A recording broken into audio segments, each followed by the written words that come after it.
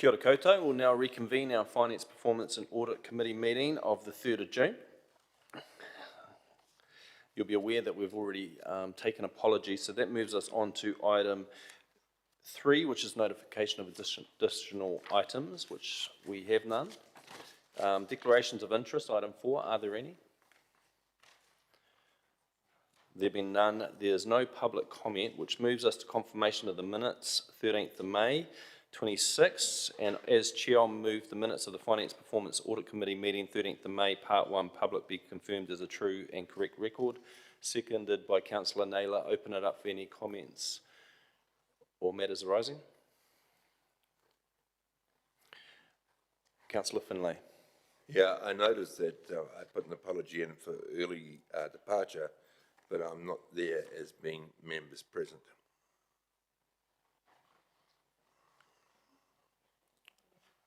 Okay, yep, thank you. We'll make that amendment. That's okay. I'd now like to invite the vote.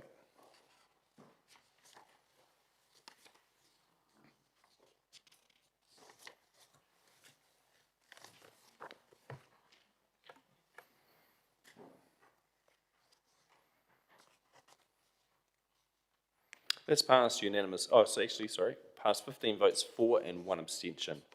That moves us to item 6, which is the CEDA Final Statement of Intent 26-27, and welcome Bobby and Jerry to the table to present this item. Welcome. Thank you for your patience too.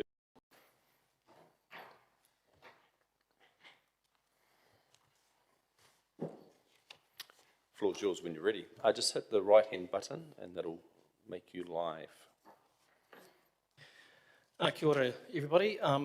Jerry, Shaman and Bobby OV here representing CEDA. We tabled our draft document a month or so ago and we received no formal request for change. There were a couple of items that were raised during the chat, one which was around the Careers Expo, which we provided the Mayor with a document which we thought we'd just look through the current iteration of that event last week before we provided further comment.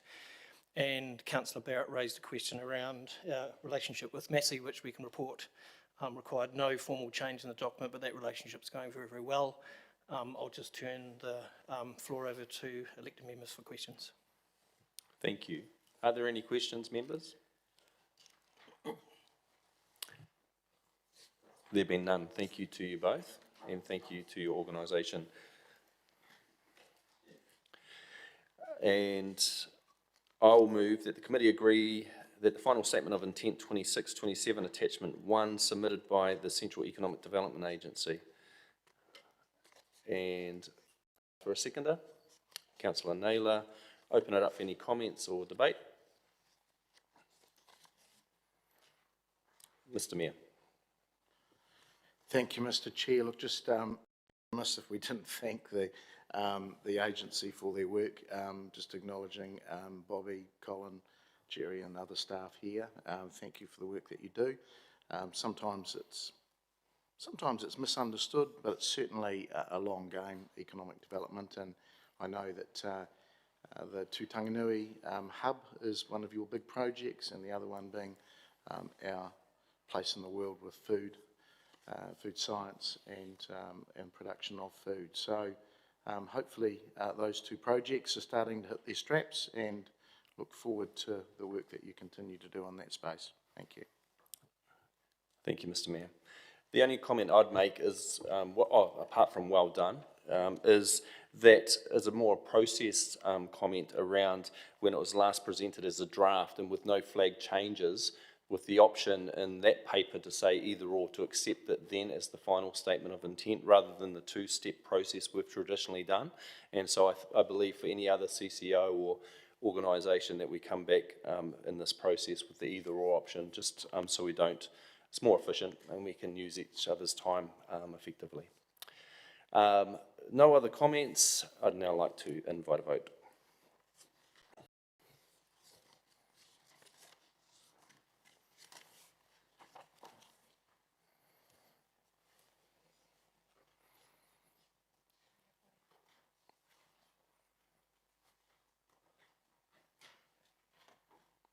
That is passed unanimously.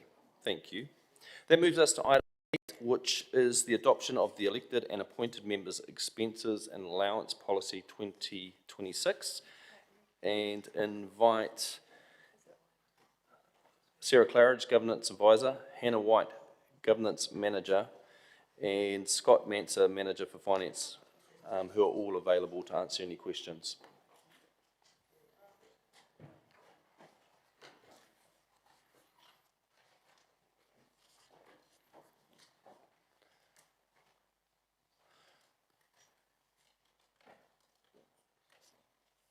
Just when you're ready.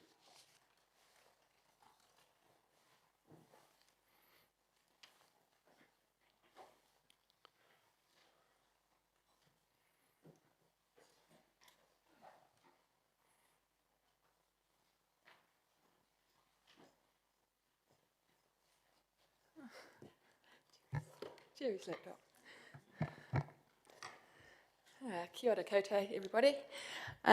This report seeks Council's adoption of the draft elected members' expenses policy, which is attachment 1 in the papers. This is a legally required policy under the Local Government Act, and what can be included in the policy is governed by the Remuneration Authority, who also sets the maximum amount allowed for each of the different allowances. This policy is reviewed every triennium to keep it up to date. For this review, we have relied on several key sources of information, which including the elected members' workshop in February, where the issues raised by members have been incorporated into the draft policy or explained in detail in the report. The Remuneration Authority's determination, which sets the expenses members can claim for, the new one being the security systems expense, which has been incorporated into the policy, having received favourable interest from members at the workshop. And the last piece of information that has influenced this policy review has been the Office of Auditor General's sensitive expenditure guidelines, which were refreshed earlier this year. It is worth noting that all expenses included in this policy are considered sensitive expenditure by the OAG, as they all involve the spending of public money, and therefore a high level of public interest and security should be expected. As such, the draft policy has been reformatted to remove the separate sections for additional expenses for the Mayor and the Deputy Mayor, and these have now been incorporated into the policy in the appropriate sections. In terms of the proposed changes to the policy, they are all detailed in section 3 of the report, and rather than going through them all in detail, I will leave it to the questions if any need clarifying.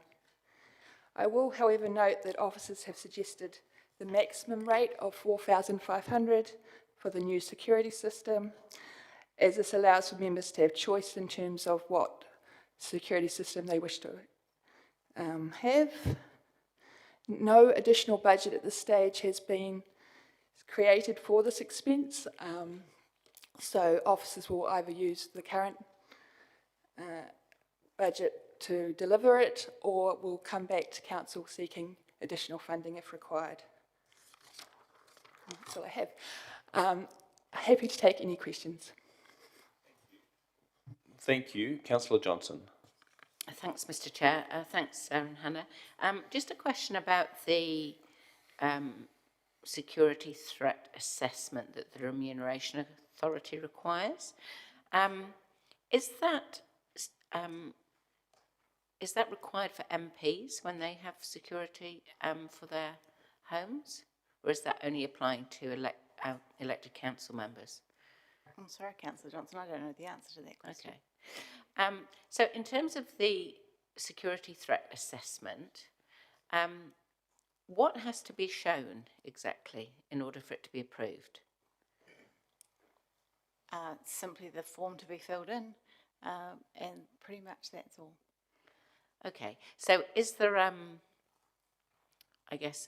some kind of a scoring system, or how is the assessment made So that someone perhaps has a security threat?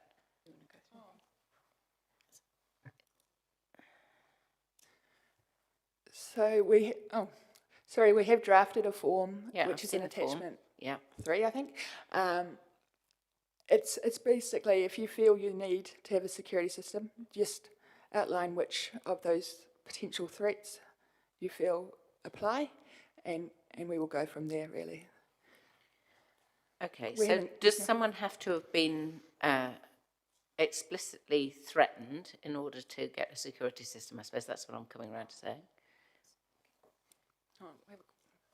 We might walk you through the actual form itself. But in the meantime, I just did want to note that although the Remuneration Authority has required of us to do an assessment, there has not been any guidance given by the authority on what is expected of an assessment, and every council has developed its own guidelines. And so this has been developed based on the conversations that were had at workshop about what elected members would expect in order to be able to prove a threat. So we have kept it at very high level. But I'll talk you through the questions, is looking to see how, not necessarily, so both frequency and how, sorry, frequency meaning how often, but also the type of threat. So it may have been a physical, something physical, it might have been something in the online space, it might have been property damage. So you have a variety of things that you can report to us. We would be expecting, was it 2? Sorry, Sarah's done the detail on this. It's okay, I have read the form. Yeah. I was just trying to get some clarity that help? around what would constitute a sufficient risk and how that would be assessed. But it seems that the guidelines haven't really been extended to that, so it's down to council itself to make that assessment. Is that what you're saying? The elected member themselves, yes. Okay, thank you. Thank you. Councillor Wood. Thank you, Mr. Chair. Thank you, team. Just one question around 4.3, a technical one, given parking exemption cards no longer exist. Does that wording need to be amended to the digital parking exemption that elected members now are provided with? Thank you, Councillor Wood. Yes, you have spotted something that needed to be updated for current practice. So elected members will be aware they don't have a physical card that goes on their dashboard anymore. It is a digital system. So I would like to amend 4.3.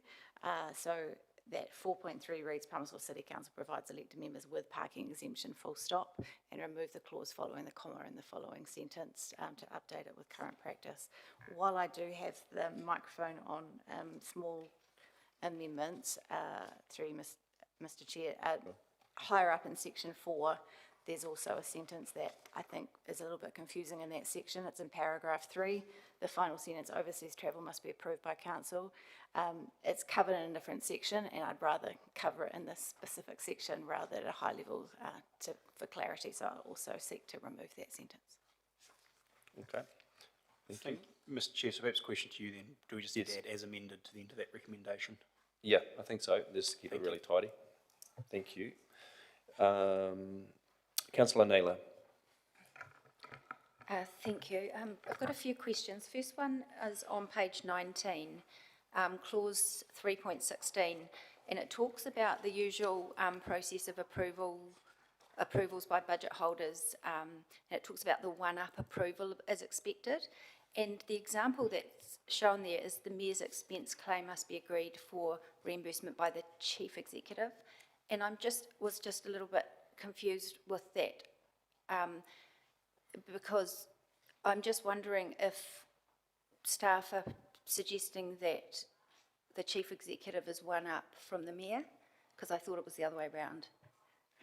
Fair enough to point that out, Councillor Naylor. I think the phrasing is potentially a little bit inaccurate, but throughout the organisation, it's a one-up approval process. This is the only situation where that's not possible. So therefore, it goes to the chief executive as the highest ranked officer. Okay, and how is the chief executive expenses approved? Who approves those? The current delegations manual gives that authority to the mayor. Okay, so a reciprocal approval arrangement, does the OAG advice give any information about their view on reciprocal approval arrangements? I can seek potentially Scott to answer this, but we have checked in with our own auditors of Audit New Zealand over this, and they haven't had any concerns in this space to date.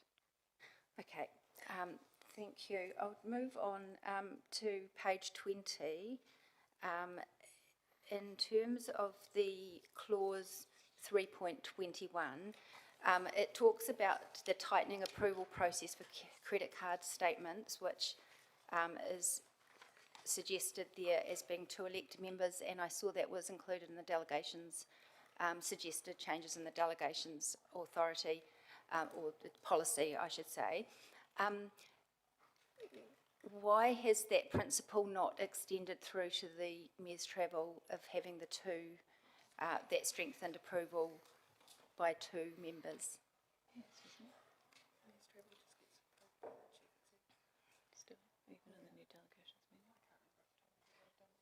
Sorry, Councillor Naylor, I don't actually have that drafted paper in front of me with the delegations manual, but the delegations manual itself has been deferred to the end of the month council meeting, at which point that will be decided. So this policy here in front of you is about the how we do it, and the who signs it off. That will be decided at the next meeting when we agree the delegations manual.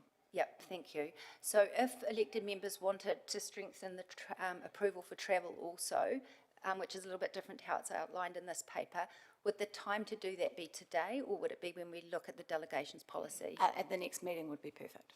Okay, even though the wording in the policy currently actually in section 8 outlines that the CE approves that, would that just then be changed following the delegations policy automatically? Yes, if there was a policy change, yes. Yeah, under minor amendments, I have the authority to do that. So does the delegations policy trump the elected members' expense policy?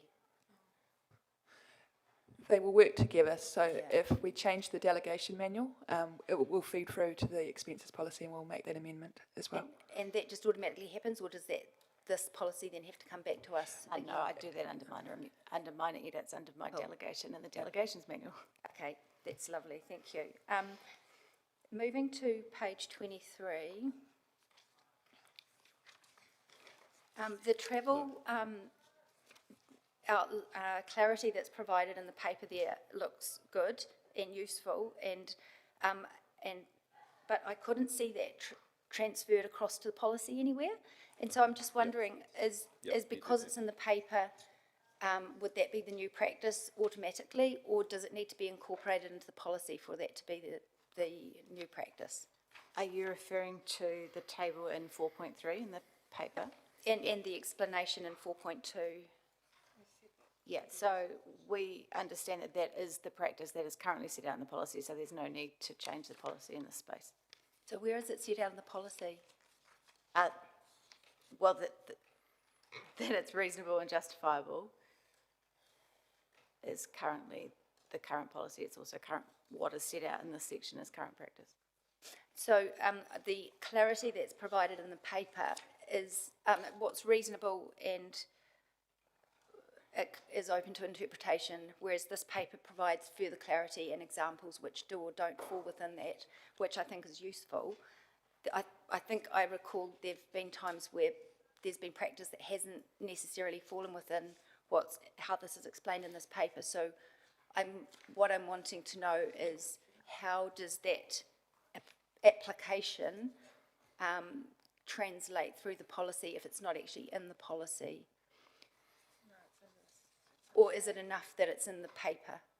We wouldn't be referring to the paper when we're applying the policy. This is the paper is a cover memo in response to a question that was raised at workshop where there was a concern that was raised, which is being covered here in the memo. The conclusion of the memo is that there's no need to adjust the policy because it is in line with the OAG advice. Where I could give you assurance is that the policy overall has been strengthened to increase expectations of prudence when it comes to elected member expenditure. So I don't see any need for a table that gives examples of the current policy being applied needing to go into the policy. Okay, thank you. The next question is on page 29. Sorry, just a couple more and then I'm done. It talks about expenditure likely to be scrutinised, and needs to pass the test of what is reasonable by community standards. And I'm just wondering how the community would be able to scrutinise expenses if they're not made available to them. The expenses are publicly reported every quarter through the financial reporting through this committee. The totals are, but the nature of those aren't. So looking at, the paper talks about looking at other councils and what other practices is. I note that there are other councils who make that information available publicly. At the moment, I'm aware that that only becomes public if there's no AA request or if an elected member asks for that information. But there is a lot written in here about needing to be able to be scrutinised by the public. So I'm just wondering what the mechanism for the public to scrutinise any expenditure would be if it's not actually the nature of the expenses isn't made available. I would respond that at this stage, with the direction that council has given us to date, that is the role of the elected members as representatives of the community to do that scrutiny as the governors of the city. And how would elected members have that, get that information? Ask for it. Okay. Okay, that's all from me. Thank you. Thank you. Councillor Bowen. Oh, this is a really quick one. Thanks, Mr. Chair. In 4.7, obviously there's an amendment there to cover the policy not covering reimbursement for alcohol, but we've left in it does not cover hotel minibars. I wonder what the justification for not covering hotel minibars was now that we've excluded alcohol. Minibars have items other than alcohol. And we don't think that elected members should be able to. That's the get current snacks. policy. We weren't given any direction to Okay. consider the other one. Right, thank you. Thank you. Councillor Arnott. Thank you, Chair. Couple of things. Page 18, 3.10, air travel. When would it ever be acceptable for somebody to fly first class or business class from council?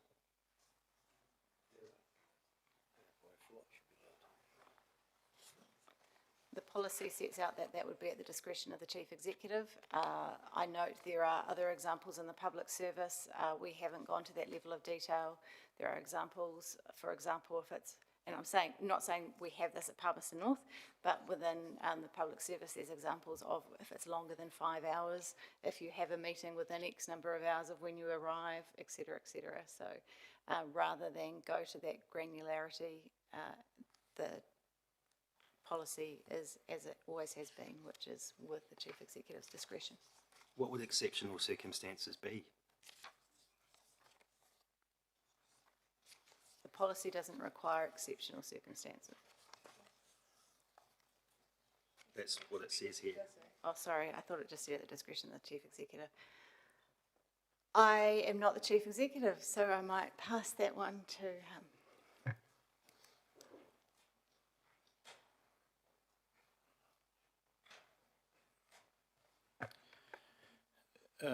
Through the chair, look, in the time that I've been here, there hasn't been any time where exceptional circumstances has come up at all.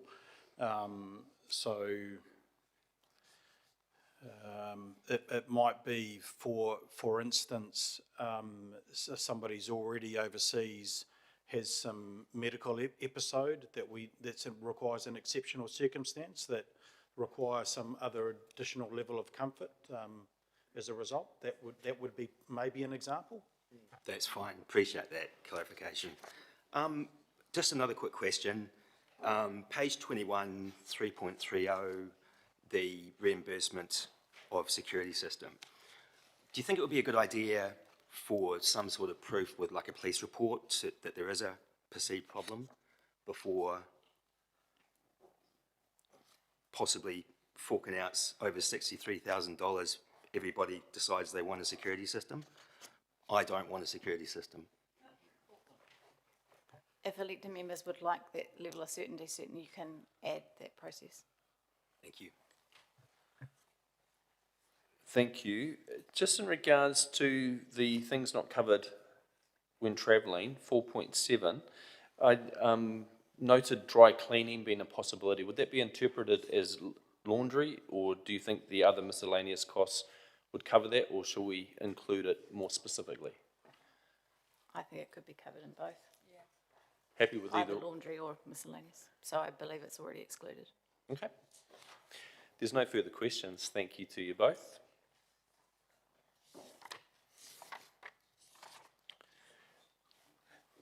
To start this item, I'll move that the council approve the elected and appointed members' expenses and allowance policy 2026, attachment 1, to replace the elected and appointed members' expenses and allowance policy 2022, effective from 1st of July 2026. Look for a seconder. Councillor Naylor. Open it up for any comments or debate. Councillor Naylor. Thank you. Thanks to the staff that have put a good amount of work into updating this, and I'm definitely very I'm pleased to see that there is a strengthened approval process for most expenditure outlined in this policy. That doesn't appear to extend right across all expenditure, and I would like to see a little bit more consistency. I'm hearing the feedback is that the delegations policy is the place to perhaps do that. So I'll be looking to perhaps amend that or address that in a few weeks' time. One area of concern that I do want to raise is the reciprocal approval process that does currently exist. And I think the OAG advice, as far as I understand it, does caution against having reciprocal approvals. And currently, in its current form, we do have that between the Mayor and the CE. And it's partially for that reason that I'd like to see a strengthened approval process for the Mayor's travel, particularly because at the moment that doesn't line up with the strengthened approval process of having two people approve. Aside from that, there are a few other changes in the policy that I think strengthen it, so I'm supportive of that. In terms, I'll just leave it at that for now, thanks. Okay. Thank you. Councillor Fitzgerald. Thank you, Mr. Chair. I do have a minor amendment to move as part of this that I think you've got the wording of. That's fine. You can feel free to sit. Council's finished, but if you'd like to stand, it's optional. Oh, sorry. Yeah, sorry. I forget. Well, I'm not in council now. Thank you. Yeah. Feeling very honoured. Yeah. Thank you. No, that's good. Much better. So I do have an amendment there that I would like to test the room on. I don't think public expectation would be that the Mayor's partner is allowed to travel with them. I don't believe that would meet public expectations. It's also not common practice in the corporate world or other areas for partners to be covered to travel with people. So I would like to test the room on the amendment as worded in front of us. Thank you. Thank you. We'll put that first before we go and take one. Still open the queue if anyone wants to speak on this item. Councillor Naylor. Just to the amendment? If you wish to. I'm happy to second this. I think it was a new thing that was brought in the last term that hadn't previously been covered. I don't think we've had an opportunity to really understand. I'm not sure what the reporting is for the Mayor's partner, and I haven't seen any reporting that relates to that come to this table, but I do think it's out of line with public expectations.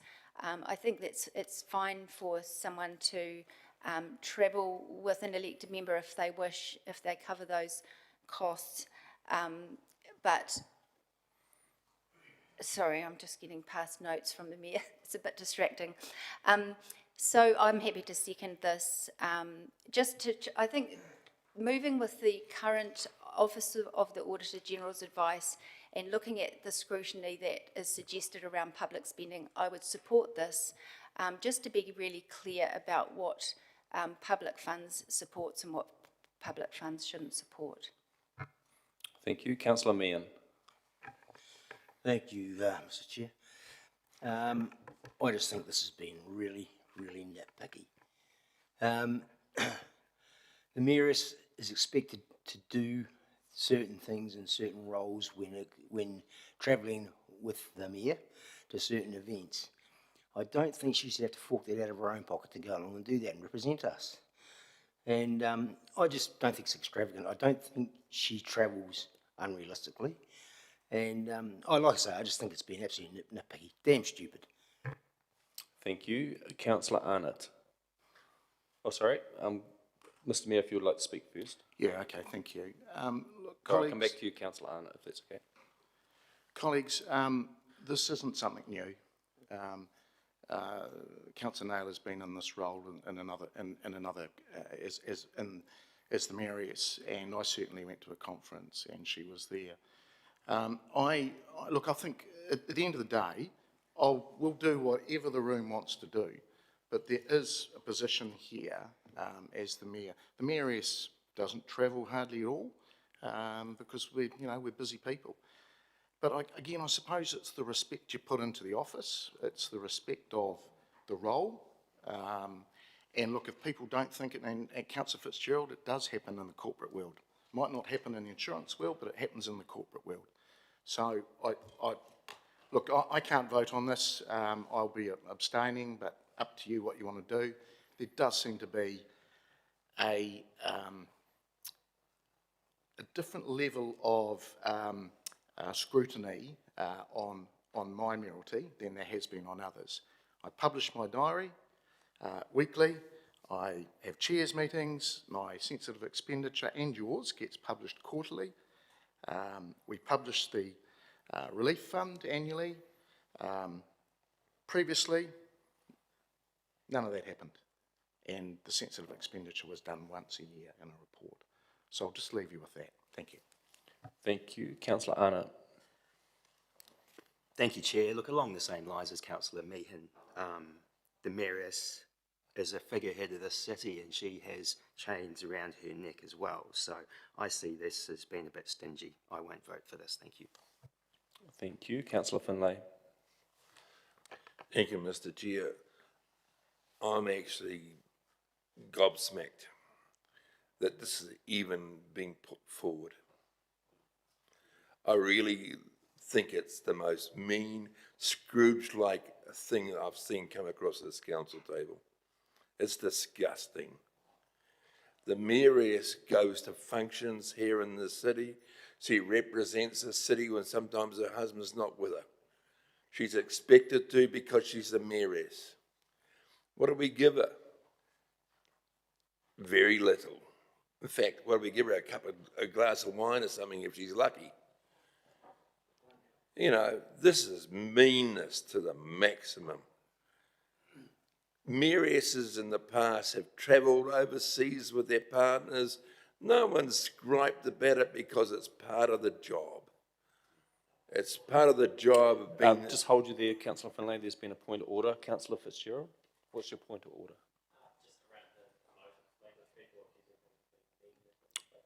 I'll pick. Okay, I just... Argue that issue, not the... Yeah, if you could just repeat that just for the recording. Yeah, it's just around the accusations of people's recommendations and things being referred to as mean or disgusting. I don't think that's actually appropriate in this chamber. Okay. I'll answer that. I believe I'm entitled to an opinion. No, I'll answer that. Thank you, Councillor Finlay.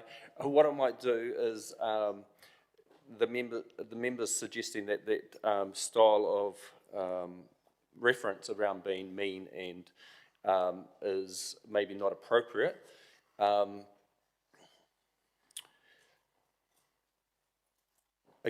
Around sensitive expenditures, sensitive for some of the members, I would say, and I guess respecting the sensitivity around that there's people's lives involved here that are kind of colleagues of us, maybe if we, just in this item, maybe just bring it up a level as far as references might be helpful because we are working with each other.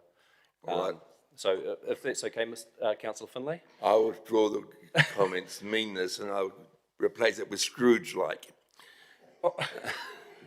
I might ask you if you could just take that back too and we'll just keep it at a high level. If we go high, I'd appreciate it. Thank you. Okay.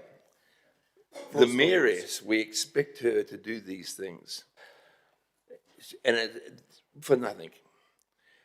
And here we are, when she's asked to go to a conference or go with her husband to Australia or something, that we're going to say, oh, look, if you don't mind, pay it yourself. Well, if we're going to start charging her for that, maybe we should start paying her by the hour for the work she does for the city, in the city, because she does an awful lot. And if you're not going to pay her by the hour, stop trying to take away what little perks she may have. I will not support this in a million years. Thank you. Councillor McLeod. Thank you, Mr. Chair. Just to add my voice to the debate, I'll not be supporting this. I understand the sentiments expressed by the mover and the seconder, but personally for me, I think the mayor does a lot of work for the city in terms of representing the city at events, and personally, her involvement with many of the events that I've seen her at directly contributes to clear business purpose of the council. And personally, I feel like PNCC should be able to meet the cost of travel if it requires her to travel to mayor at different events, conferences, and for accommodation and expenses. And this is something that happens in the public service. I worked at Parliament, and that's what MPs are entitled to this with their wives. Sometimes when they go for days outside of, I'll do external travels for days or weeks, there's an allowance for partners. And this happens across the public service. I worked at the Ministry of Education and senior public servants. When they travel out for days at conferences or overseas, there's an exception for them to bring partners along with them. So this is not something that's that just happens in Palmerston North. It's well documented within the public service. So I'll be supporting this because I believe that a lot of the work that she does directly contribute to the council's purpose and objectives. And therefore, if we were to not fund some of her accommodation or travel, then let's consider what Councillor Finlay just said. If we're to move at the point where we could remunerate her for the work that she does, we'll be paying much more than what we're currently paying. But this is something that she does because not only of the office, but I believe because she wants to be of service to the community. So from that perspective, I'll be voting against this. Thank you. Thank you. We've had at least 3 speakers speaking in opposition to this. Is there any other speakers that haven't spoken yet that wish to speak in favour? I'll go to you, Councillor Wood, before I go to others. Sorry, the Deputy Mayor, if you recue yourself. Sorry, I'm just going to enrich the debate. Thank you, Mr. Chair. I just want to address this term expectation that's been used a lot by members in this debate, that we expect the partner of the mayor to attend these events. We expect the partner of the mayor to go on overseas travel. We expect the partner of the mayor to do these things. It's quite possible there will be mayors who don't have partners. It's quite possible there'll be mayors who have male partners. It's quite possible there'll be mayors who have partners who don't want to do these things or be involved in it. And so I reject the assertion that we expect the partner of the mayor to do anything. I personally do not expect the partner of the mayor to do anything they do or don't want to do. If the partner of the mayor wishes to attend civic events or wishes to go on trips or wishes to travel with the mayor, they are more than welcome to. But I agree with councillors, if we as a chamber expect them to attend things, then yes, that should be remunerated. I completely agree. But from my perspective, I do not have any expectation as to what the partner of the mayor does or doesn't do. They are not the ones that run for council. In many cases, they may or may not, or it might not be their choice to be the partner of the mayor. I know they've had candidates in the past who've stood for mayor who've said if they were elected, they wouldn't want their partner to be involved in any of those things. So I think it is fully up to the discretion of the partner of the mayor as to the level that they want to be involved in. But I want to make it clear from my view, and I would assume the chamber, that I certainly don't have any expectation that the mayoress or the mayor's partner must attend things or not, and that's why I'm comfortable to vote for it. Thank you. Councillor Hapata. Sorry, I just have to counter this argument. Sorry, I won't be supporting this policy, but the reasons are is I think that if it's a mayor and mayoress or it's a team, they are a team together. I'm not saying what genders they are, but they are a team together and they'll go into that role together, and that's what I'm supporting. Whoever they are, they go into the role together, whoever they are. So that's what I'm supporting, and that's why I think that we should not be supporting this, because it's a team that go into the role, no matter who they are. So that's why I won't be supporting this policy, this motion. Thank you. Councillor Zabellin. Thank you. I think from a policy position, I think we pick and choose when we're nitpicky, to be honest.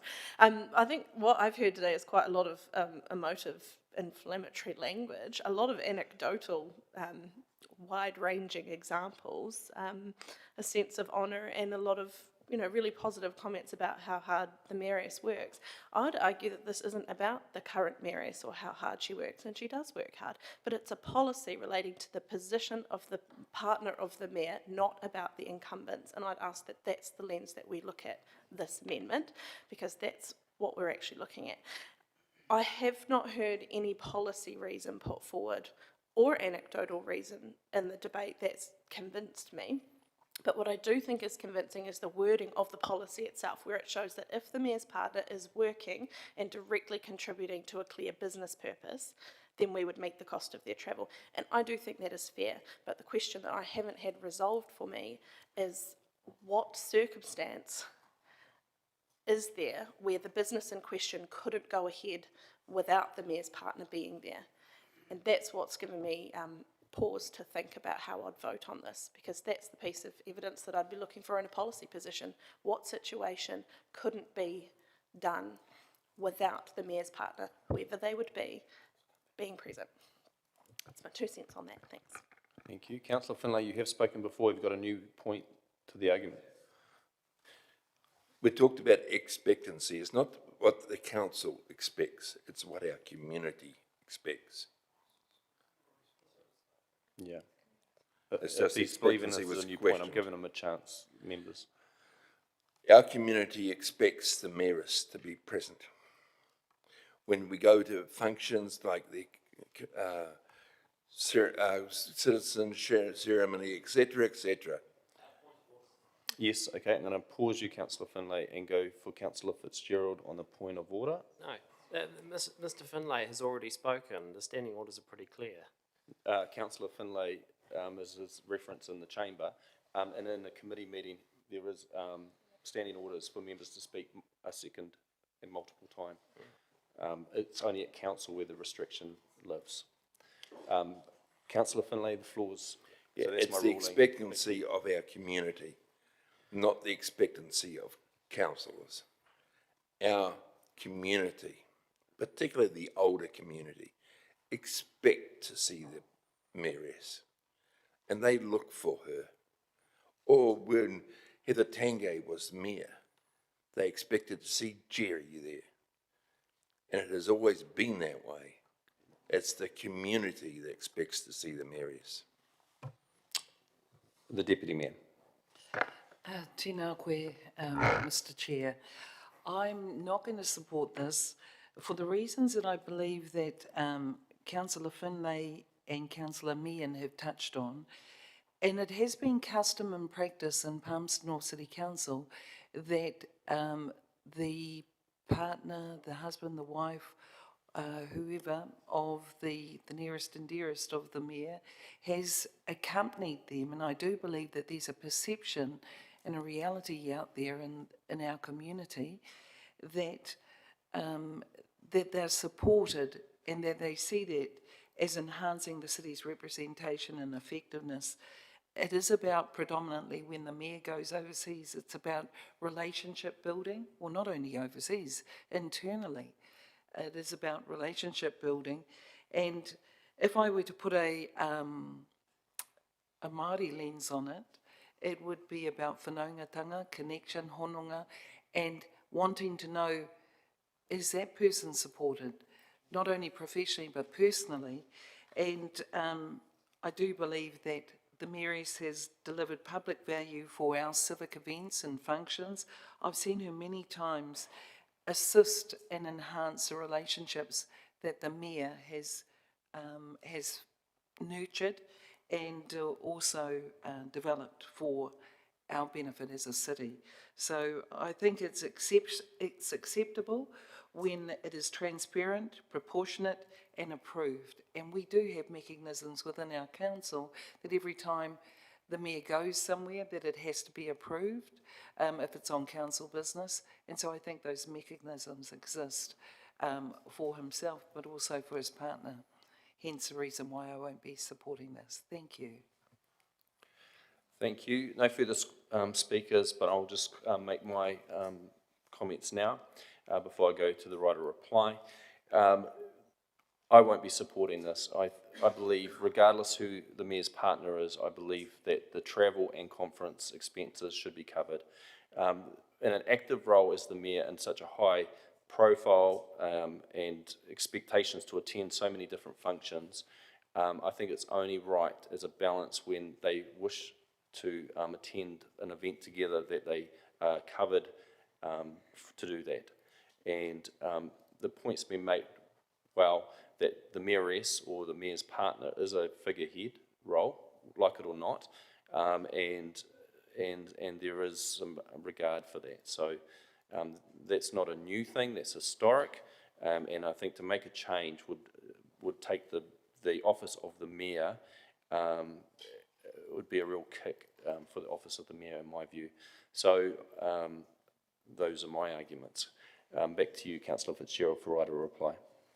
Thank you, Mr. Chair. As I outlined in my original comments, I just wanted to test the room on this. I find it quite strange that many of the people in this room seem to be unable to have an adult conversation about something without getting emotive, when it was not framed that way in any way how I put this. So that was quite upsetting, actually. But I'm quite comfortable with however this lands, and I can understand the arguments on both ways. And so I just refer back to my initial point. I just wanted us to have an adult conversation about this, and people can make a vote as they see fit. Thank you. Thank you. So we'll now go on to the vote, and we'll vote for 2 first before moving into the recommendation.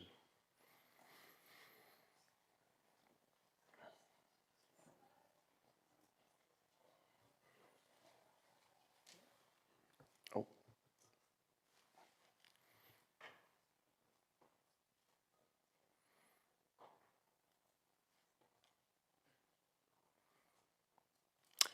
That is lost. 4 votes for, 11 against, and 1 abstention.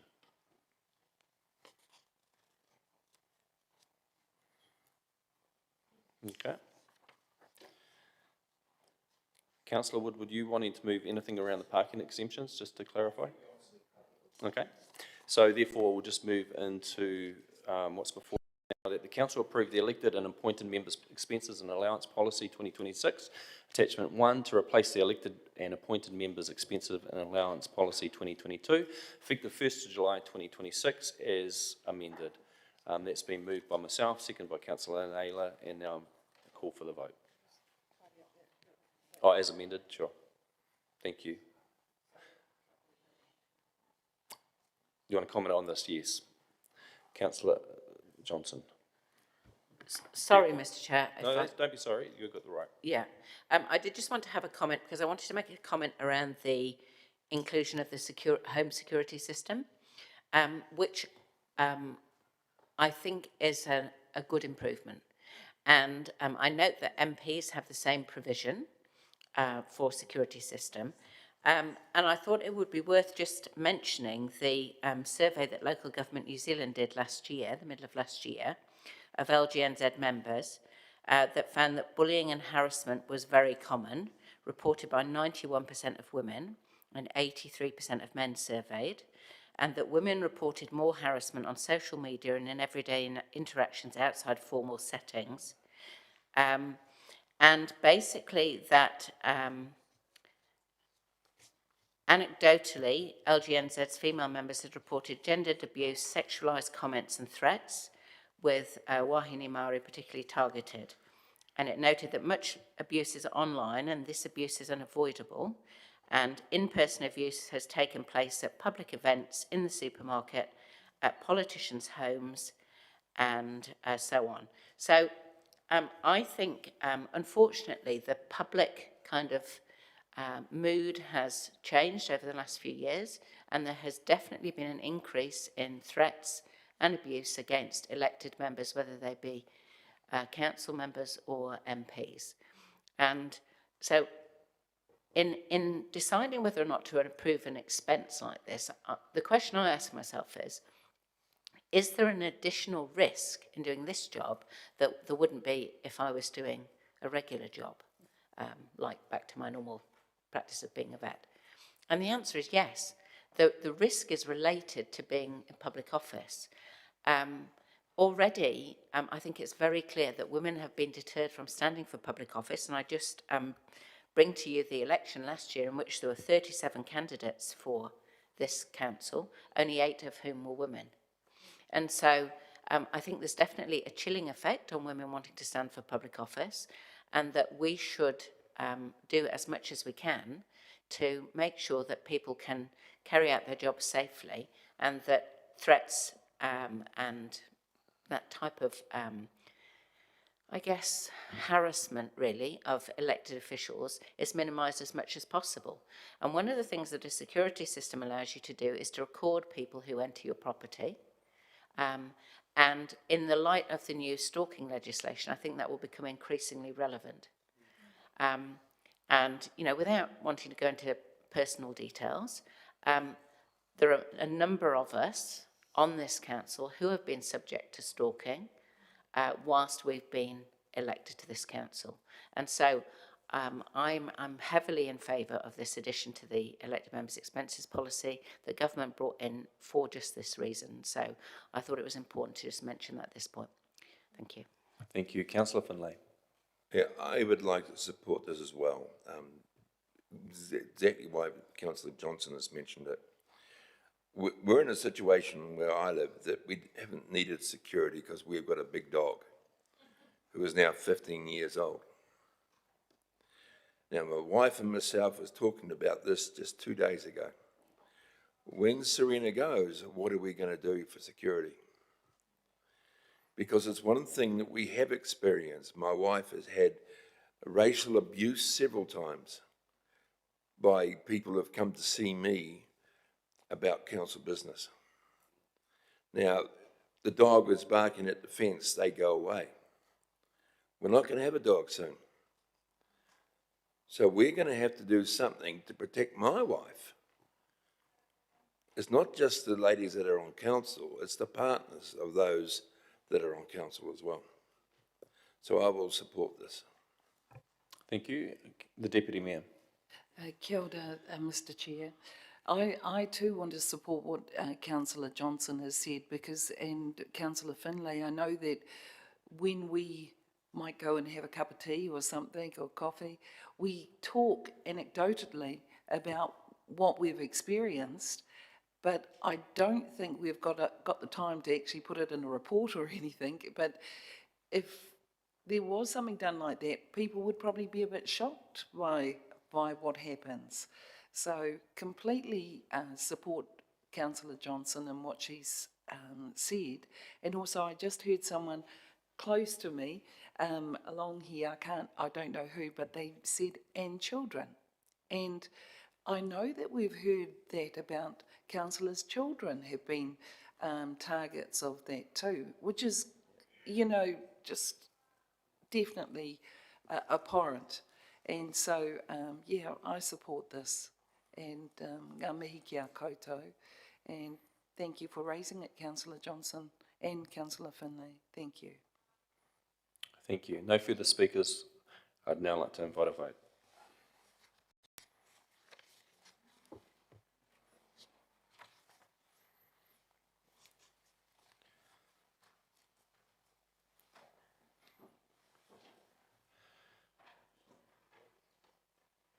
That's passed 15 votes for and 1 against. That moves us to item 9, and we're going to go through to at least 12 members. This is the draft naming and naming policy, rights policy approval for consultation, and invites Susanna Figlioli, the policy analyst, and Peter Ridge, the manager for strategy and policy, to present this item. Floor's yours when you're ready. Tēnā koutou katoa. Thank you, Mr. Chair, Mayor and Councillors, for this opportunity. We are presenting this proposal for your consideration and to seek approval to consult with the community on the draft naming policies. We are proposing to replace our 3 existing naming policies with 2 new ones, interconnected and cohesive policies, one for the permanent naming of roads and public places and the other regarding naming rights. They include key improvements, principally to strengthen intent and effectiveness and to embody the city's identity through our naming decisions. The report explains the proposal in detail, so we are happy to take it as read and welcome any questions. Thank you. Councillor Barrett. Thank you, Mr. Chair. Thanks, Susanna. Will the name bank that's going to be established, will that be published anywhere, or is it just kept in-house? That's something that has to be decided and will be decided in the implementation planning stage, but if we have it, sounds like a very good idea to make it publicly available. Thank you. There's quite a bit of work, it seems, signaled in here for the Heritage Reference Group and the Settlement Trust in terms of the work to establish that bank. Is any of that work, are either of those groups resourced to do that work, or are they just expected to do it voluntarily? I don't have an answer for that question at the moment, because really all regarding processes and implementation is left for the next stage. But yes, that's another important point, resourcing. Well, in the development of the policy, what consideration was given to how much voluntary work or work from organizations outside of council might be required to give effect to the policy? The role for Rangitani of Manawatu and for the Heritage Reference Group will be an advisory role, so they won't lead the process or be working all across the process, but yeah, that's something that needs to be determined.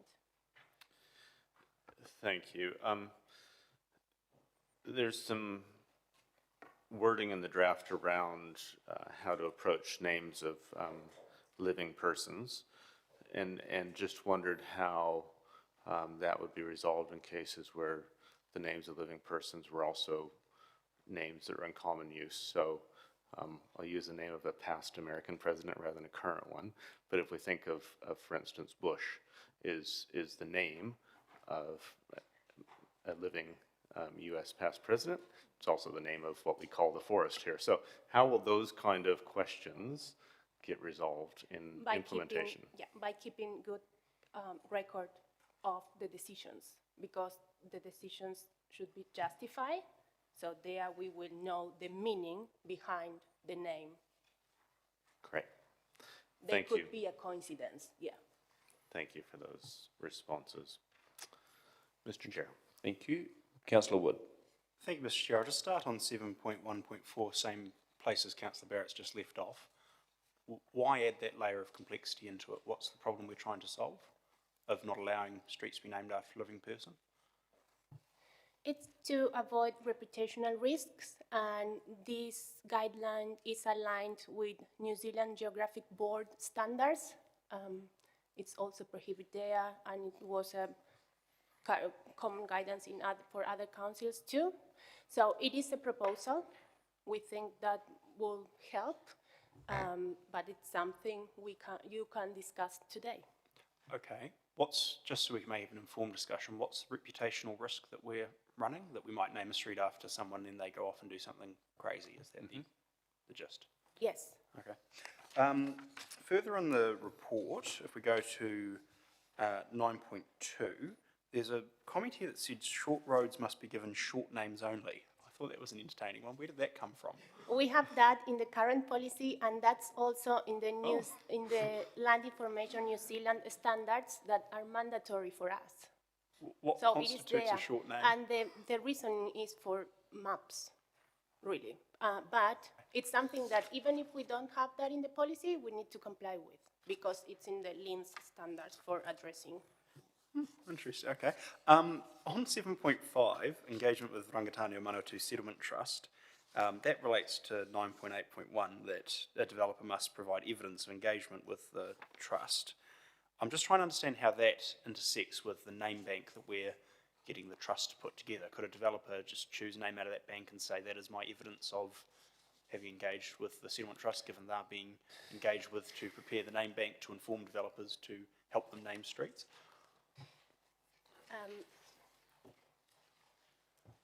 Any person initiating a naming process will need to consult with Rangitani at the beginning of the process to confirm whether the site is of significance for them. So even if we have the naming banks where Rangitani will give input for those names there, we need to confirm with them whether the site is important for them, and in that case, they will have a first opportunity, Rangitani, to suggest a name. Okay, so won't we do that at our end? I'm just trying to, don't we do that assessment? We've got plans and overlays of the city around significant areas. I'm trying to understand. Yeah, through the review process, I understood that the naming decision is made in a specific time.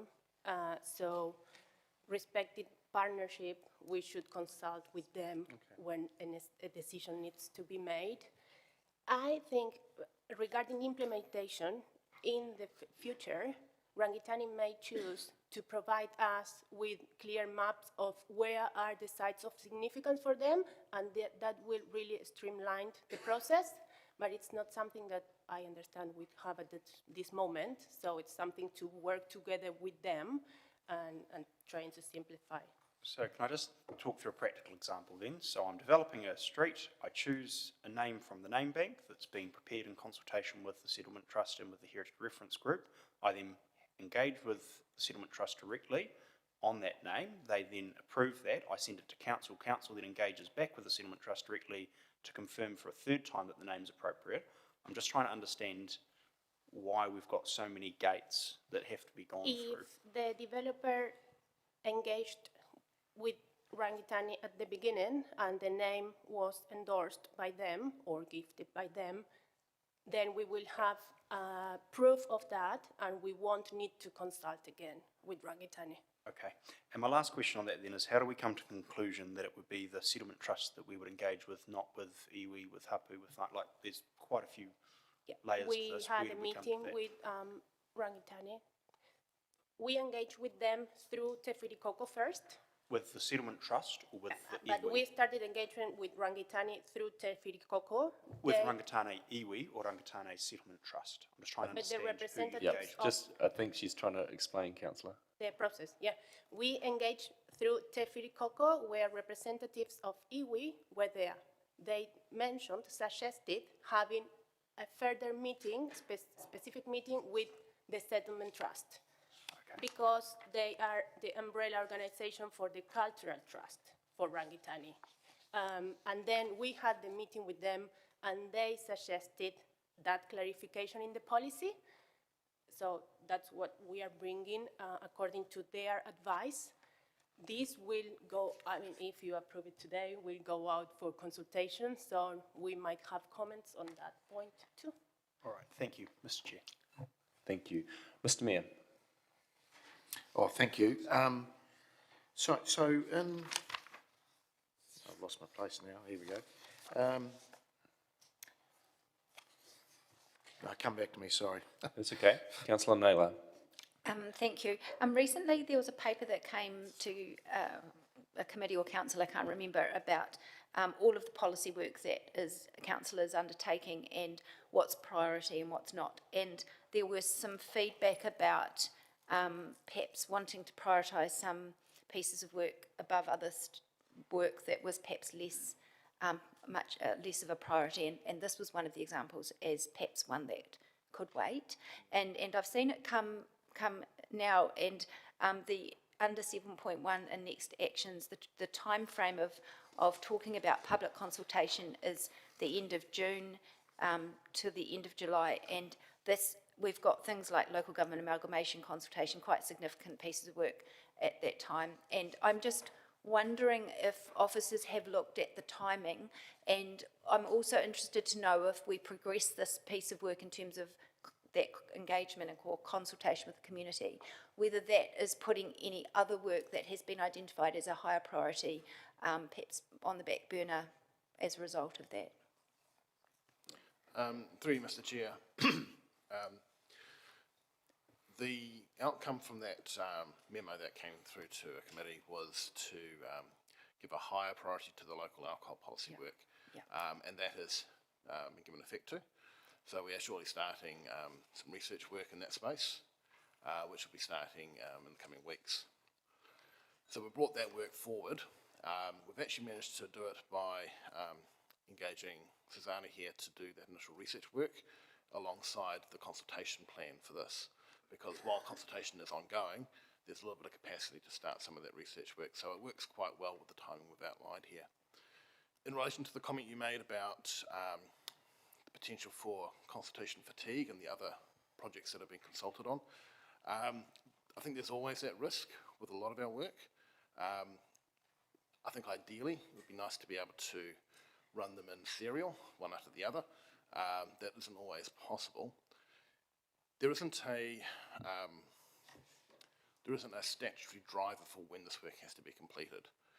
The reason we brought it to you now is because the work has been largely completed. We felt that the next step is to bring it forward for consultation. However, if you were of a mind to have the consultation start later in the year, that is possible. The main implication for that would be potentially creating a log jam further in the year. So it's hard to say exactly what that impact would be, but potentially there are log jams in the future. Thank you. And in terms of the work that you've mentioned about the local alcohol policy, what is the timing of that consultation? What we've planned out so far is the first stage of that work, which is updating the research around alcohol-related harm. The idea is to bring that to a conclusion towards the end of July, and we have a workshop planned for the 19th of August with elected members to take you through the outcomes of that research and to set out the next steps. We haven't planned beyond that because it is largely dependent on the outcome of that research work. Okay, thank you. And just final question, aside from the local government amalgamation consultation happening in June, July, is there any other consultation during that June, July period other than what's proposed here? I'm looking at Mr. Murphy as well in case there's anything I haven't thought of. I don't think there's anything from my team that's coming through in June, July for consultation. Yeah, through you, Mr. Chair. I can't. There was a couple of district plan changes, but those have closed or about to close. Yeah, I think there's unlikely to be any other significant engagement or consultation during that period. Okay, thank you. Thank you, Councillor Arnott. Thank you, Chair. Page 58, 1.4, the report states there are no major issues with the existing naming policies.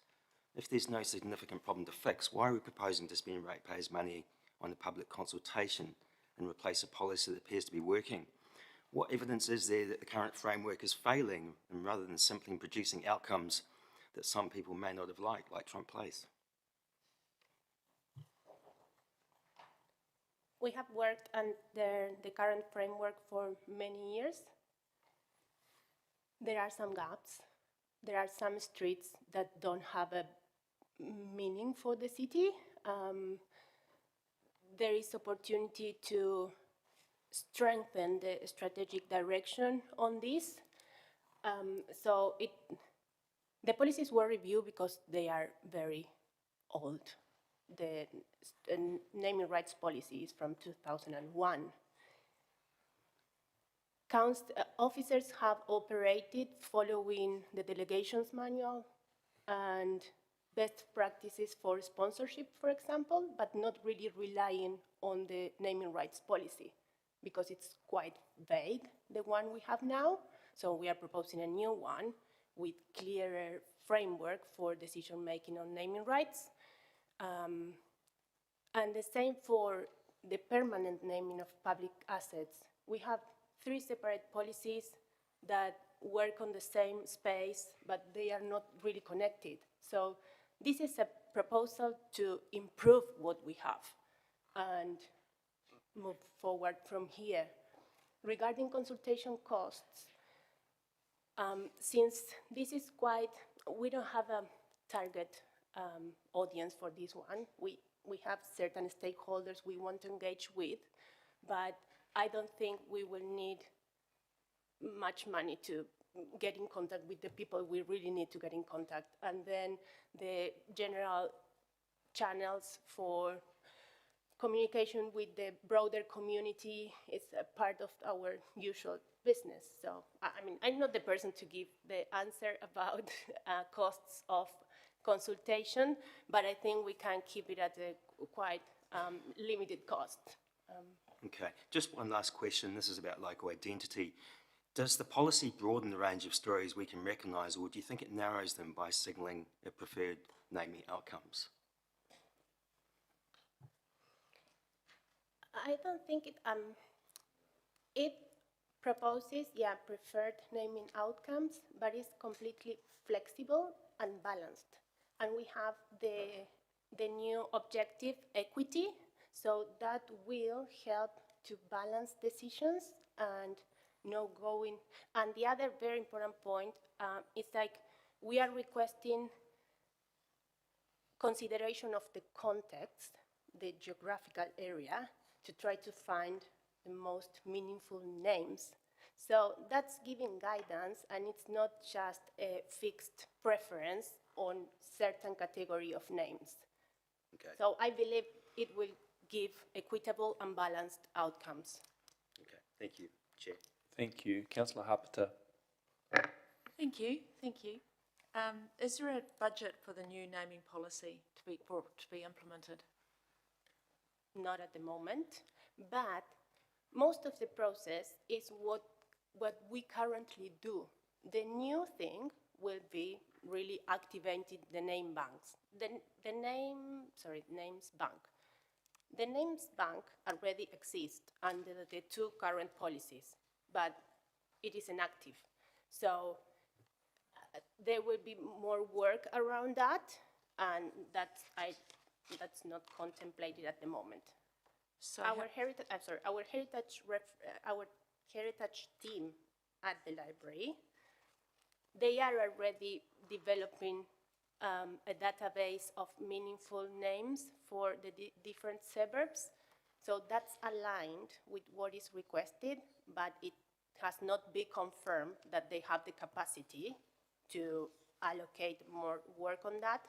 But for the time being, the policy includes a section, a transition section, saying until the names bank is properly populated, we will continue working the way we work. It's engagement with Rangitane, now will be engagement with the Heritage Reference Group, and trying to find meaningful names for the specific situation.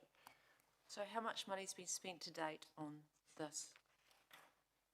I don't have an answer for that. This has been my work, policy analyst work. So you haven't engaged Rangitane at all in any work in this? I'll just, if I can refer now, the GM's just offered to respond. Yeah, just through you, Mr. Chair, just a couple of comments regarding cost. The first one is officer time, budgeted officer time to prepare the policy. Just in terms of the Heritage Reference Group and Rangitane, I recognise there's been other conversations in the chamber about funding or otherwise the Heritage Reference Group. I think that is a conversation that is probably separate to this policy. I appreciate there's a connection there. If we get signals from the Heritage Reference Group that they're unable to allocate the time to assist with the name banks, and that's something we can bring back into the chamber as part of an LTP process or something like that, and if there's broader consideration about funding that reference group. The other point I'd make just with Rangitane is there is an annual payment to Rangitane for contributions to policy and regulatory processes as part of their funding agreement, as part of the partnership agreement. So it hasn't gone beyond that payment? No. Okay, thank you. Thank you, Mr Chair. Thank you. Back to you, Mr Mayor. I remembered what I was going to say now. Sorry.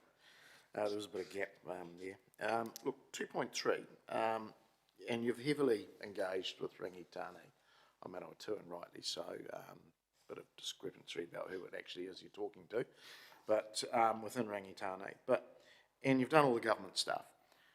But there's a whole lot of other players. So the development community, who have you spoken to in the development community? Because they're the ones that develop. Yes. We want more engagement with the developer community. This will be an opportunity. I engaged with 3 major developers. I got a list of the major developers from the regulatory team.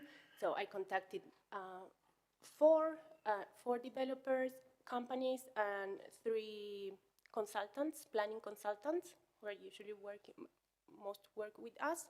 I could engage with 3 of them, yes, about this. And what was their feedback? I could have a meeting only with 1 developer. That developer was not really aware of our naming policy, really.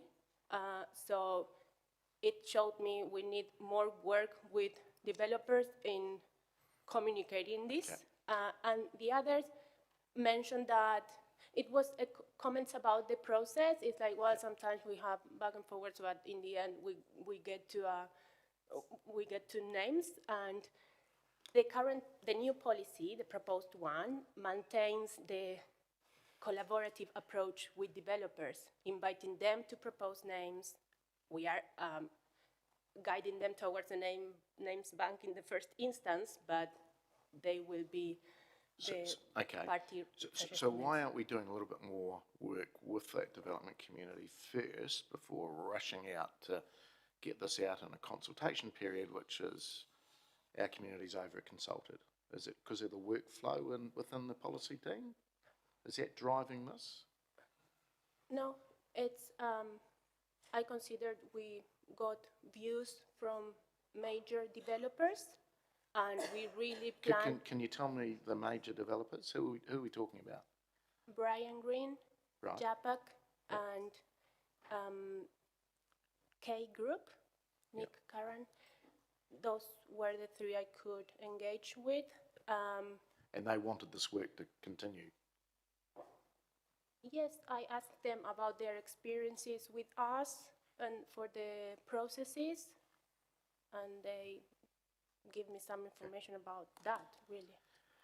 Okay, continuing that line, Mr. Chair, I mean, the city's very multicultural now, so the multicultural council, Chinese community, Indian community, all our other communities, have they been spoken to, engaged with?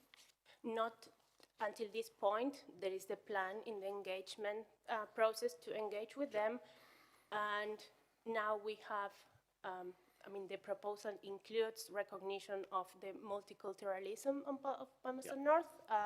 So we had something to discuss with them. But shouldn't we, normally in this process, we would do a little bit more work in that space first before it comes to us as a fait accompli? It's going out for consultation though, this. Yeah, I realise that, but yeah, okay. Just one more thing, in the naming rights, I'm just looking at, and we're getting in the detail here, but it's important because the stuff gets locked into stone. It says here, naming rights, and this is around the,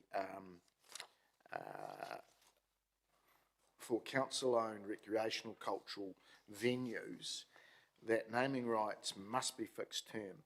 So what do we do with what's currently there? And I'll take 2 prime examples. The Regent Theatre and the Globe Theatre have some capital funders and philanthropic connections to it. Do we tear down all that signage? Because the policy says that. The policy is for naming rights. it doesn't cover other type of sponsorships. I don't know which are the current Okay. type Another of one agreements for- is the Lido, the John Bolt pool. Do we take that down? The new policy should apply to new contracts when it is adopted. So what is currently agreed has been agreed under other terms. I think I'm opening a Pandora's box, so I'll leave it at that. Thanks. Okay, thank you. Councillor Wood. Sorry to come back in, Mr Chair, just one very quick question on 7.1.5 around council will not accept the names of any currently trading commercial organisations. I assume, and this could be my naivete, that Pacific Drive is named after the International Pacific University that's adjoining that road. So I take it under this policy you wouldn't be able to name it Pacific Drive if that had been in place at the time that was being developed.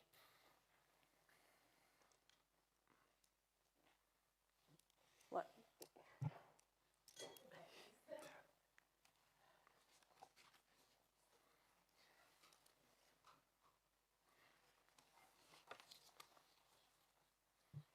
Councillor Good, could you please repeat the question? So Pacific Drive is adjoining the International Pacific University, which is a currently trading commercial organisation. I'm assuming that under 7.1.5, had that street being, or that request for that name gone in under this policy, it would have been rejected for not complying with 7.1.5. I want to understand the applicableness of this policy to what we've currently got. That's not the full name of the business. If it were the full name of the business, yeah, that wouldn't be allowed under the proposed policy. Okay, so take for example Roxburgh Crescent where Higgins are exiting, given they're currently called Higgins Concrete something rather limited, they could name it Higgins Ave if they wanted to, they just couldn't name it Higgins Concreting Company Limited Avenue. The case of Higgins would be tricky because it's a family with a lot of history in the city. So I come again to the reason, the justification for the name. That's what we have to be very clear in the decision-making process. There could be coincidences. Okay, so 7.1.5 does allow for streets to be named after corporates, just as long as it's not the entire corporate name, that's fine. Not really, no, not corporates.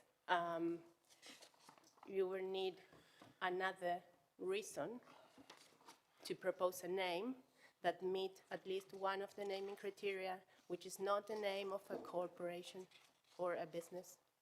I hope I'm not labouring the point, Mr Chair, but I really would like it clarified then. So Pacific Drive is named after the university there, which is a private company as far as I'm aware. I don't think they're a New Zealand-owned university. So the reason for that street being called Pacific Drive is because International Pacific University is on that street. The only reason to name it that is because that is where IPU is. So I'm trying to understand, to test this policy, if I was the developer of that section and I came to you under this policy and said, can I name it Pacific Drive, could I? Yeah. If I could refer now to the GM. Yeah, through you, Mr Chair. We can get our heritage team to have a look at, see whether they can identify the history of the name Pacific Drive, whether it's, I assume it's connected to the International Pacific College, but I'm not 100% sure of that. But what I would say is reiterate the point that the officers has said is that, you know, obviously International Pacific College Drive would not be acceptable. In terms of your other example, it may well be that the Higgins family put forward Higgins Place as part of the Roxburgh Crescent development. There's already an existing street there, which is Roxburgh Crescent.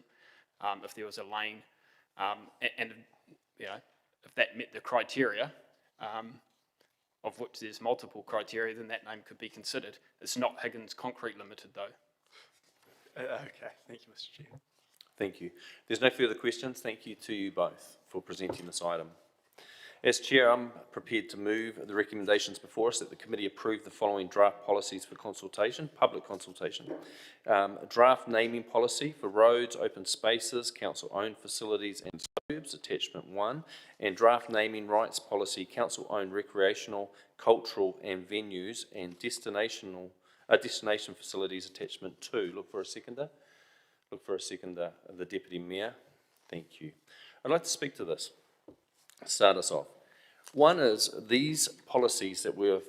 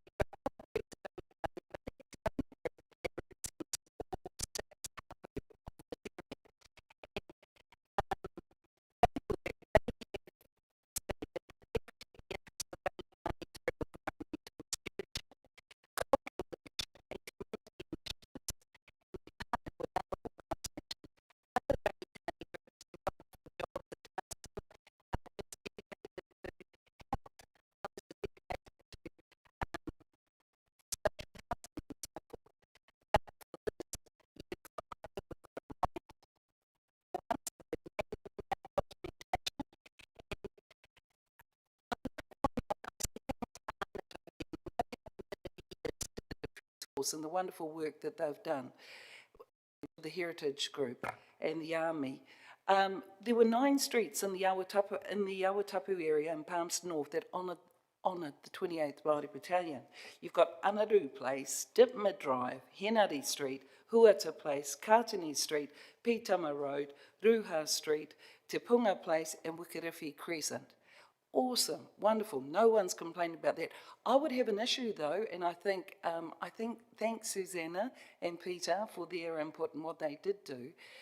You talked about something, there was a street named, I know what it is, but I'm not going to say it. But that doesn't have that much significance in Palmerston North.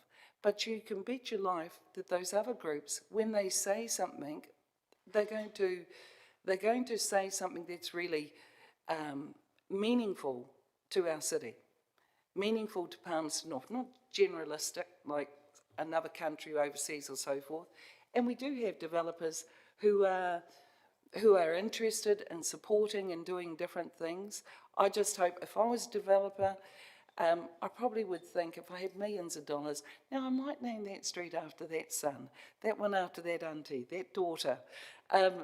You know, in the whole scheme of things, how practical or how significant is that for Palmerston North City? I think that any name that is put up should be scrutinised, should be meet a criteria, a high standard, because names are important. They identify us, they indicate what we value. And I think valuing our history, valuing our own stories, valuing people that we respect. I just want to say something as a former principal. It didn't happen in a school I was at, but many schools in New Zealand have had to deal with things where they've named a building after someone and then they've discovered that person has committed a terrible offence and then they've had to pull it down, and then there's a big debate in the community saying, oh, but that person was good to me, and someone else said, well, that person actually was charged and convicted on a heinous crime. It's coming down. We don't want that either. We want to make sure we get this right from the onset. So I think names are important. I'm going to support this, and I think the council, and it's open for everyone. It's just going out to consultation. Thank you. Thank you, Mr. Chair. Thank you. Councillor Wood. Thank you, Mr. Chair, and look, thank you colleagues for the discussion, and thank you to the officers for answering what was some difficult questions. I really do appreciate it. I think there's a few things I'd start with. One, my line of questioning on the Settlement Trust was just to make sure that was the right entity. We get it drilled into us when you're doing your RMA training, make sure you engage with the right group, and sometimes that's iwi, sometimes that's hapu, sometimes that's Settlement Trust. So I'm glad that our officers have done that and we've got to the right people there. I have a few points I want to make. Unfortunately, a lot of this comes down to personal preference. I quite like that we have the Planet Streets in Palmerston North. I think it's cool we've got Jupiter Evans. I like astronomy, I find it fascinating. Other councillors might be sitting here going, that's terrible, it's nothing to do with our city, why would you call it Jupiter Way or whatever it is? You know, I like that we have JFK Drive. I think that it recognises a really important historical event in global history. But yeah, absolutely, there's no reference to Palmerston North on JFK Drive that was recognising the death of an American president, really. Nothing to do with us. I like Pacific Drive. I think it's nice to have alignment between the institution that exists there and the name of the road that adjoins it. I like Ongley Park that recognises a former Mayor of Fielding, and I haven't had time to go through the history of when we opened Ongley Park, so I don't know if it was named prior or post. I like Bill Brown Park. I like Skoglund Park. I like a number of areas in our city, and I don't have the history to my fingertips of whether they were named in honour of that person while they were alive or in honour of that person after they passed. But I would hate to see us in a situation where we aren't able to name our streets, our parks, our roads after people of significance just because they haven't died yet. I think there is an immense honour in, if the city deems it appropriate and if an individual deems it appropriate, naming a road or a park or whatever it may be after somebody notable. And so I'm personally not convinced that this policy gets that balance right.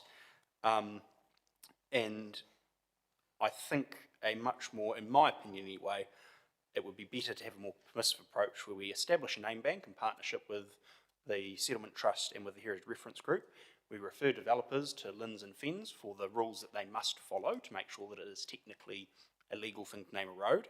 We retain 9.8.5, which once we get the names, we go to the settlement trust, we go to the reference group, we check with LINs and with FENS, and then we make a decision from there. I think there is far too much, and we retain Appendix 1 around the road type names, because of course you have to define what a road or a street or a crescent is. But it is my personal view that what we've got is too prescriptive here, and that's the reason that I was trying to test some existing names against this criteria. I appreciate the General Manager's answer that, well, it would be assessed against the criteria. What I'm trying to do is understand how they work in the criteria that we're being asked to approve and consult on today. Perhaps an area where I do slightly disagree is I do view it as more or less the right of a person developing an area to name it what they'd like to name it. Or if I want to develop a road and name it, Gregory Wood Boulevard after my brother, well, I personally think that's my choice. I'm putting up however much money it is to name it, to buy the land, to take all the risk to do it. And I hear that some people feel, well, that doesn't have enduring legacy. Well, it's an enduring legacy of the person that developed it, and that might be the legacy they want to leave their family or their friends or the city or their history. And as long as it's not offensive or breaking the rules of FENS and LINs and of this council, I don't see why you shouldn't be able to do that. So I'm not going to vote for these policies. I'm sorry, councillors, I'm sorry, officers. I just don't think we need to be this prescriptive. Thank you. Councillor Arnott. Thank you, Chair. Johnstone Drive off Pacific Drive is named after my stepfather, Ivan Johnstone. Now, he was still alive yesterday when I saw him. I haven't had a phone call this morning to say otherwise. Look, thank you. Look, I won't be supporting this policy going out for consultation. The report itself states there are no major issues with the existing naming policies. Now, if that's the case, I struggle to see what the problem is that we're trying to solve. Before asking ratepayers to fund another consultation process, and it might be peanuts, but there should be a clear need for change, and I don't believe that case has been made, and the Mayor is right, there is consultation fatigue out there.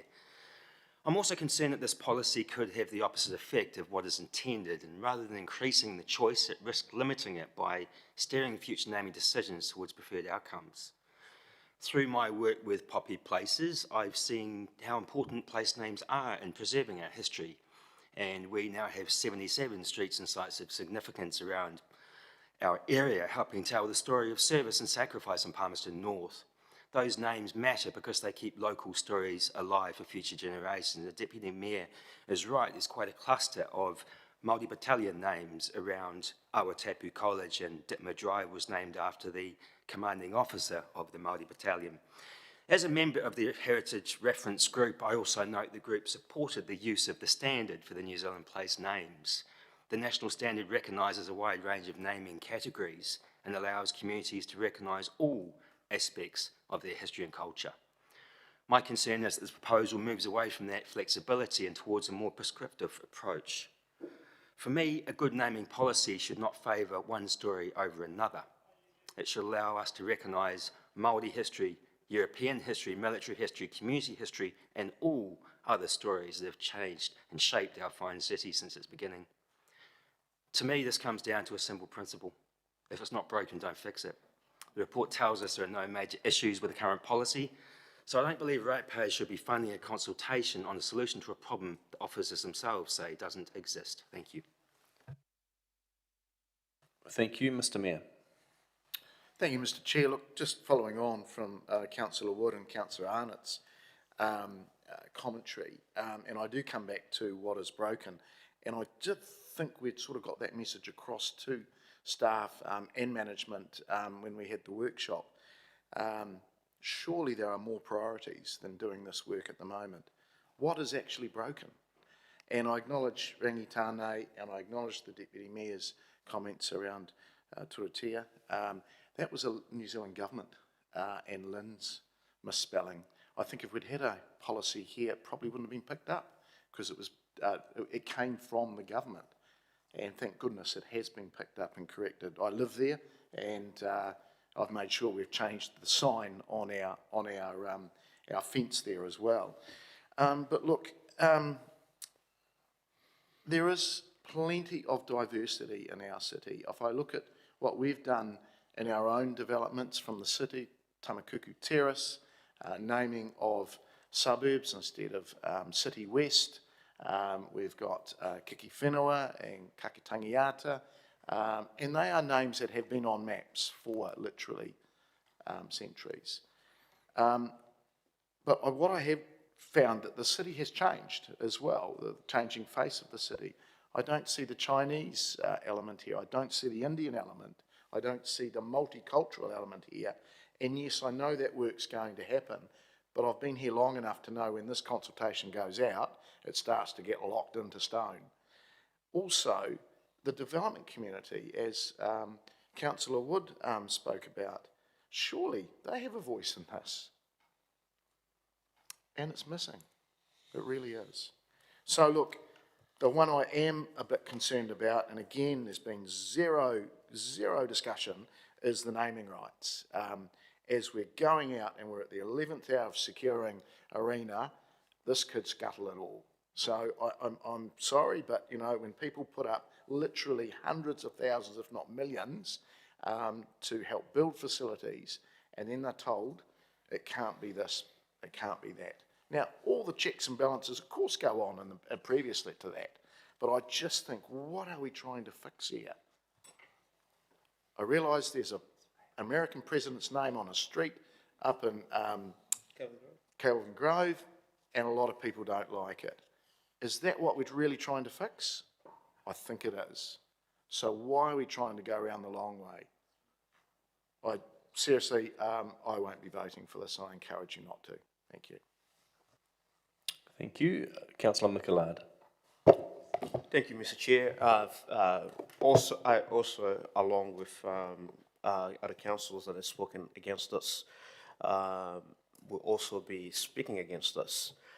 First of all, I just want to appreciate the work that the officers have done to do this. I know that there's a lot of work that has gone into this. Having been a former policy analyst, I understand that a lot of research has gone into this.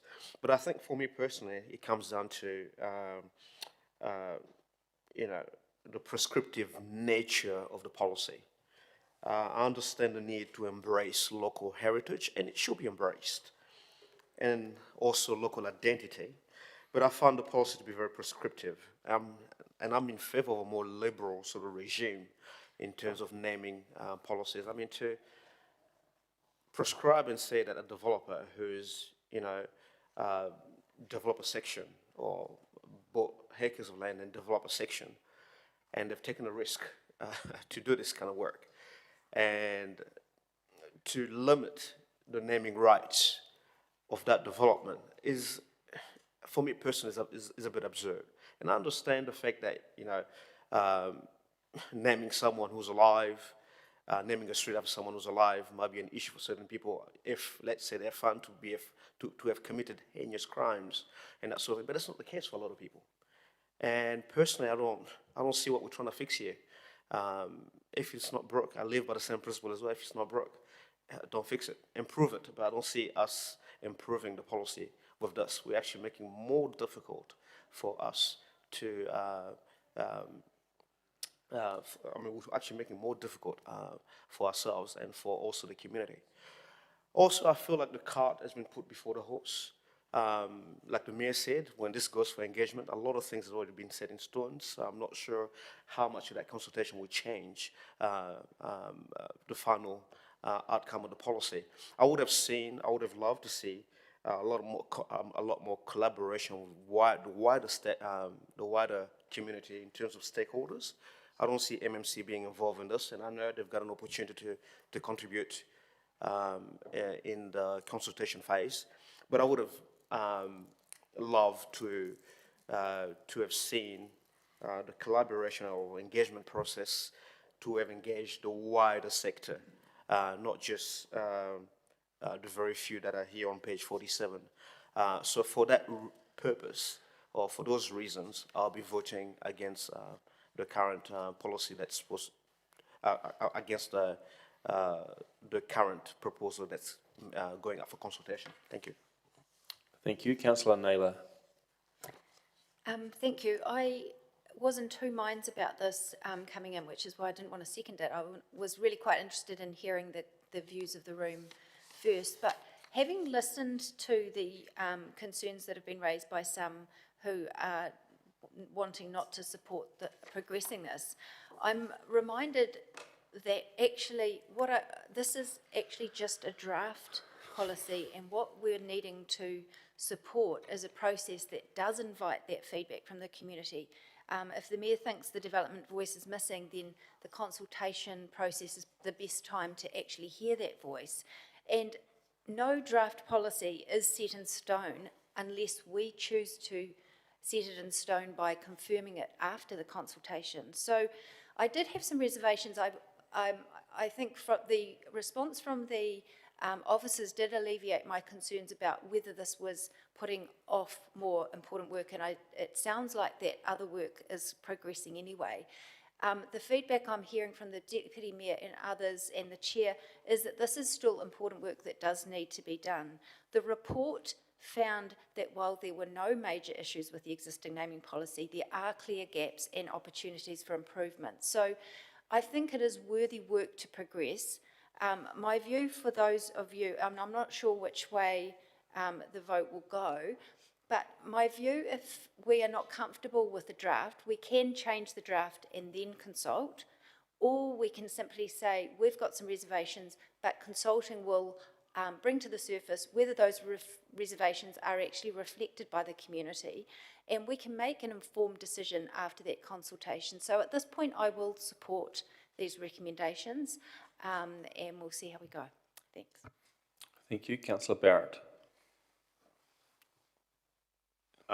Thank you, Chair. It's been an interesting debate to listen to and hear the perspectives. I think simply listening even to the relative passions that are getting stirred up in this room about it tells you how important names are and how getting this right is a necessary thing. I think people do deserve to see themselves and their cultures out in the public realm, and I don't think that that's something that's been historically as optimized as it could be. And I'm likewise of the view of, as Councillor Naylor is, that the best way to progress this is to actually get it out for some public input. So we've had this get kicked around workshop level again and again and again. As I say, it's been up to 25 years since some of this has actually been out for any public input, and it's, to my mind, high time that we do include the community voice in this.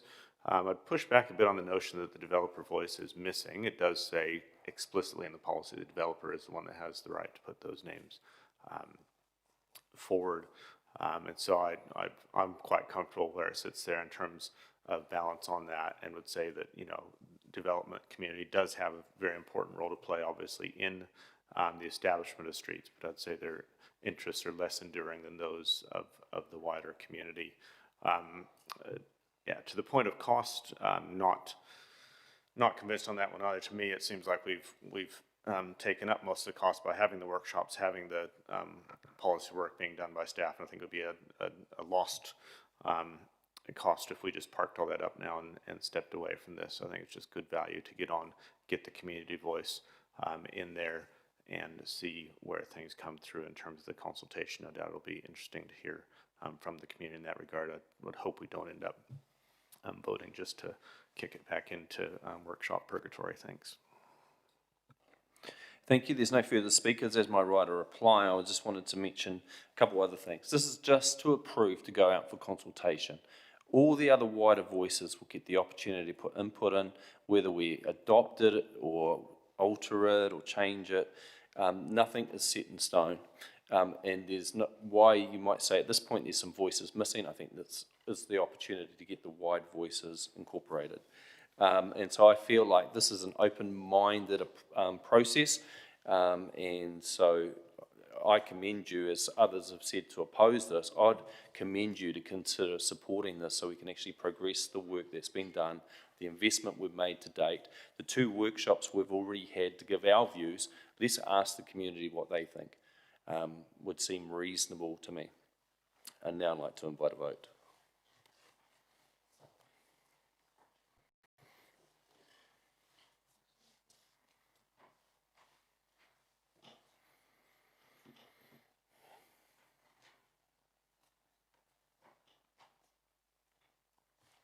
That is a lost. 6 votes for and 7 against. It's interesting.